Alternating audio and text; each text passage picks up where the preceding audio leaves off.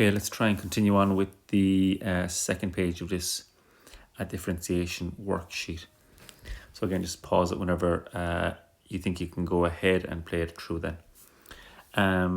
Okay, so let's go straight into it. This guy here, this 2x plus cos x squared. So again, at this stage, I'm hoping that we see these things are just two different functions. So we have u and v, and it's going to be the product rule. Okay, so that u dv dx plus v du dx. So we have u and v, du dx is just 2, dv dx in this case as well. Derive the angle first, so that's going to get me 2x, and derive cos is going to get me minus sine x squared.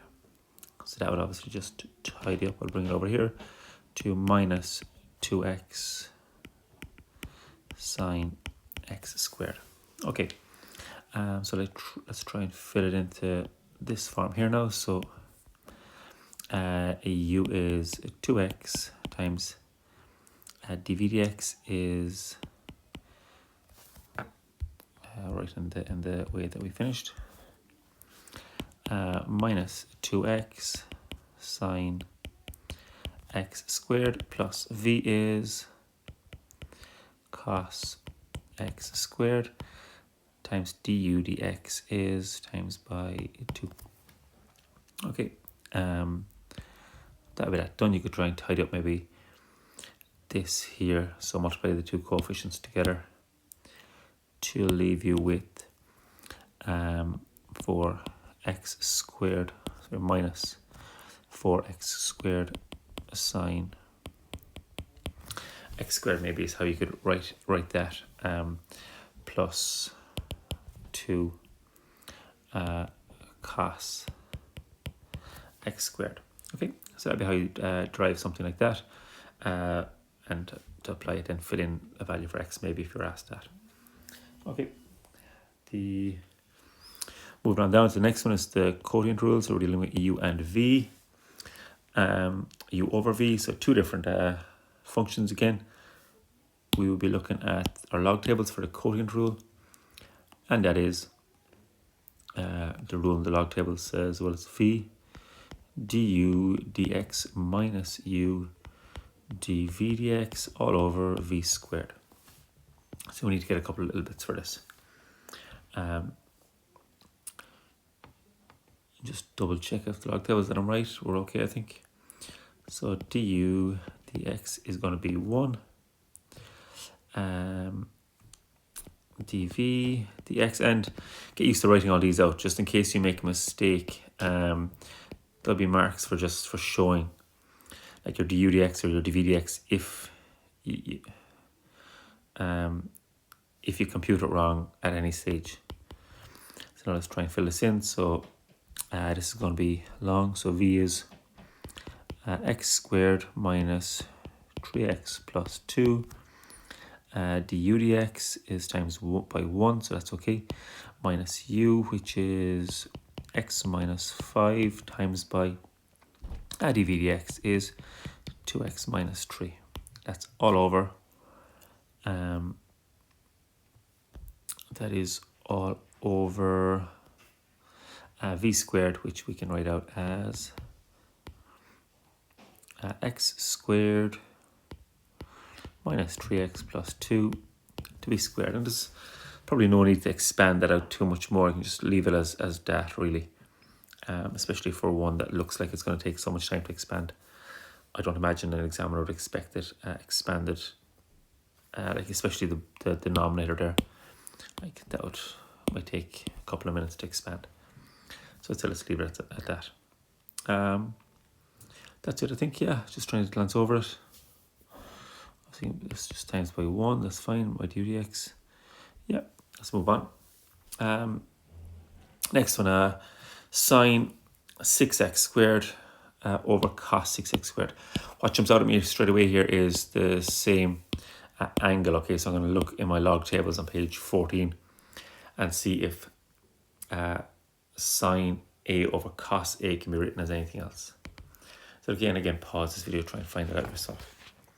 And for me here, sine a over cos a is equal to tan of whatever the angle is, 6x squared. So that's what I'm going to bring on to derive now, not the whole lot. So tan of 6x squared can be written as, well, back to the page 25, the calculus derivatives. I'm going to jump the gun there. Derive the angle first, so that's going to get me 12x times by sec squared, 6x squared. Okay, and this calculator work, we'll do the rest. Okay, so that's it fully derived. Again, sorry, calculator work would be if you want to fill anything in for this. There'll be buttons in your calculator to help you with the sec squared. So far so good, I think. Moving on down, this one here looks like a tricky one. Unless we should be kind of spotting that the inverse cos function is just, there's a rule for that on page 25 on the calculus derivatives.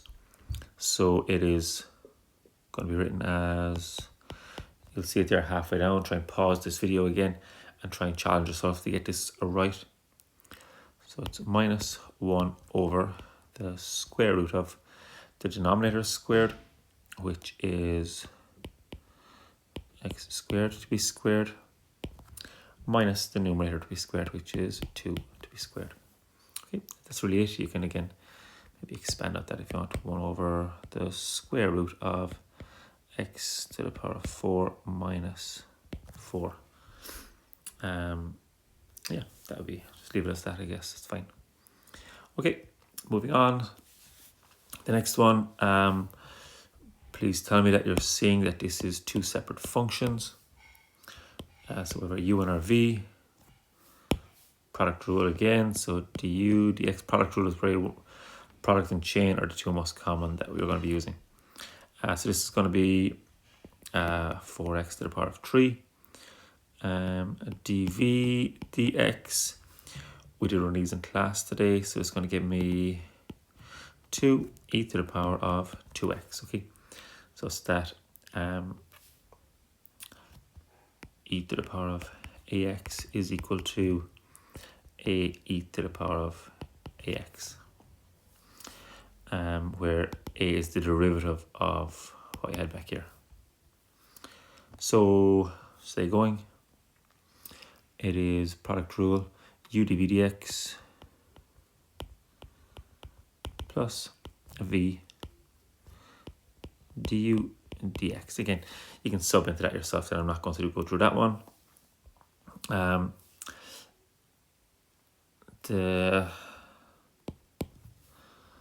natural log of 2x again is just going to be the derivative. So derive what's in here first. That's going to get me 2 times the derivative of ln x is 1 over 2x. And this could be written as 2 over 2x, which could be just written as 1 over x. Okay, I hope that's okay. Yeah, any problems with that, just it's there in your log tables anyway. The second rule down, if you have any problems, just let me know. This one here is going to be, well, we're going to try and follow the rule a to the power of x with this one. So a to the power of x is going to be written as a to the power of x ln a, or the derivative of what you had. So let's go through this one. So it's going to be 3.14 to the power of x times by ln 3.14. And that would be that fully derived for that.